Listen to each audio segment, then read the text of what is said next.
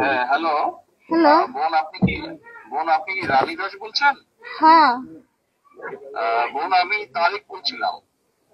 আহ, আমি লন্ডন থেকে। আহ, আপনার ঘটনাটা তো সারা দেশের মানুষ দেখেছে এবং কম বেশি সত্ত্বেও মানুষ জানে।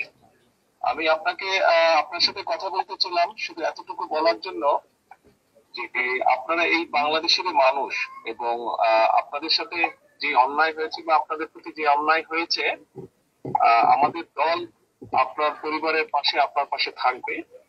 যতটুকু সম্ভব আপনারা যাতে ন্যায় বিচার পান, আমরা সেই সর্বোচ্চ চেষ্টা করব। এই মুহূর্তে বোন এতটুকুই বলার জন্য আমি আপনার সাথে কথা বলতে চাইলাম।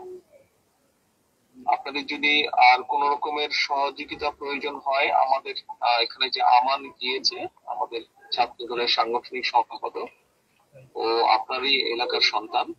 আপনি যদি ওকে বলেন আপনাদের কোনো কি কি সহযোগিতা প্রয়োজন, আমরা চেষ্টা করব যতটুকু পারি আমাদের অবস্থান থেকে আপনার পাশে দাঁড়ানোর জন্য।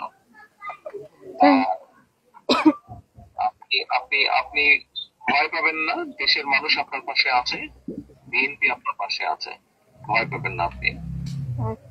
তাই আমার স্বামী তো, আমার মেয়ের ধর্ষণের বিচার চাইতে যাই আমার স্বামী তো মার্ডার হয়ে গেছে। আমার এই 3টে সন্তান নিয়ে আমি কি করবো? আমার তো কোনো নিরাপত্তা নেই। আমার পাশে আমি কিভাবে খাবো, কি করবো? আমার তো সেরকম কিছু নাই। আমার আয় রোজগারের মানুষই আমার মাকে ফেলাইছে।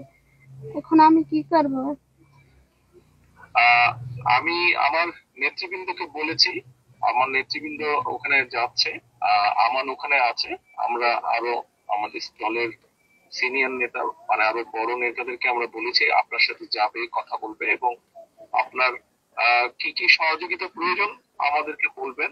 কতটুকু পারবো জানি না, তবে আমরা অবশ্যই চেষ্টা করব আপনার পাশে দাঁড়াতে এবং আপনি যাতে আপনার প্রতি যাতে আইনের শাসন আপনি পান, যাতে আপনি ন্যায় বিচার পান, সেজন্য আমাদের দলের যারা উকিল আছেন, লয়ার আছেন, যারা তাদেরকে আমরা সেইভাবেই নির্দেশনা দেব যাতে আইনগতভাবে আপনাকে সহযোগিতা করে। আমার স্বামী মারা গেছে আজকে 6 দিন হয়ে গেল, কিন্তু এখন পর্যন্ত পুলিশ কোনো আসামি ধরতে পারলো না। পুলিশ এখন কি করে, তদন্ত করে না কি, আমি তো সেটা জানি না। আমি তো আমার স্বামীর সঠিক বিচার আমি চাই। আর আমি এই 3টা ছেলে পোলাপান নিয়ে আমি কি খাবো?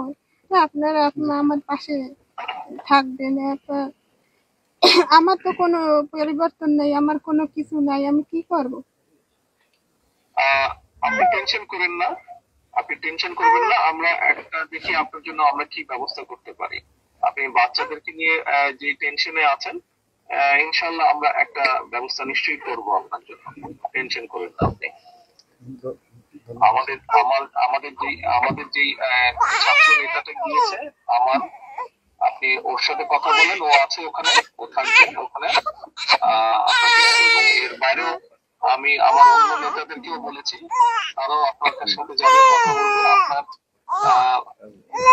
সহযোগিতার প্রয়োজন আমাদেরকে বলেন, আমরা চেষ্টা করছি কতটুকু পারি আমরা করতে।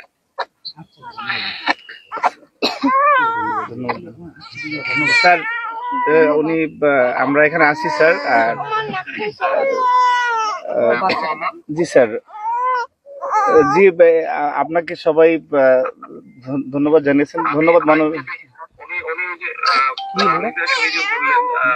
আসামিদের ব্যাপারে, যারা কেসের ব্যাপারে আমি আমাদের কেন্দ্রীয় আইনজীবী ফোরামকে আমি নির্দেশনা দিচ্ছি, তারা ওখানে ব্যবস্থা নেবে। হ্যাঁ, ওনাকে বলো টেনশন না করতে, এই ব্যাপারে টেনশন না করতে। আর উনি যে ওনার বাচ্চাদের কথা বলেছে কিভাবে চলবে, তুমি ওনার সাথে কথা বললো। আমি মনীষাকে এবং আমাদের ওখানে বরিশালে ওনাকেও বলেছি গিয়ে দেখা করতে।